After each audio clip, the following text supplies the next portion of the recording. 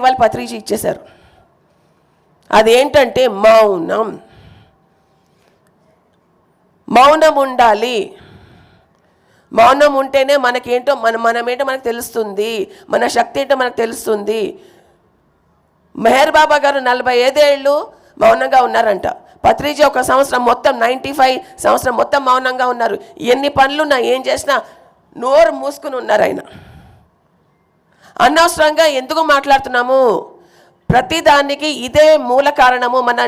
మన జబ్బులకి కానీ మన ప్రాబ్లమ్స్కి కానీ ఇదే మూల కారణము అని అంటున్నారు ఆయన ఇవాళ. సో మౌనం ఎక్కువ ప్రాక్టీస్ చేద్దాము. ఒక రోజుతో స్టార్ట్ చేద్దాము, 2 రోజులతో స్టార్ట్ చేద్దాం, నెలంతా ఉందాం, సంవత్సరం అంతా ఉందాం. ఎనర్జీని సేవ్ చేసుకుందాము, మంచి వాటికి ఉపయోగించుకుందాము, లోక కళ్యాణానికి ఉపయోగించుకుందాము. మౌనం అనేది చాలా చాలా చాలా చాలా చాలా ముఖ్యం.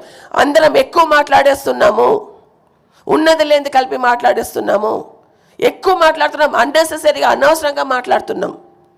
ఎప్పుడైతే మనం మౌనం ప్రాక్టీస్ చేస్తామో అప్పుడు మనకి తెలుస్తుంది, ఓహో అవసరమైనప్పుడు మాట్లాడాలి, ఇంతే మాట్లాడాలి, వీళ్ళతోనే మాట్లాడాలి, ఇక్కడే మాట్లాడాలి, అలాగే మాట్లాడాలి. మౌనం లేకపోతే మనకి ఇవన్నీ అర్థం కాదు. లోడ లోడ లోడ లోడ లోడ ఉంటుంది.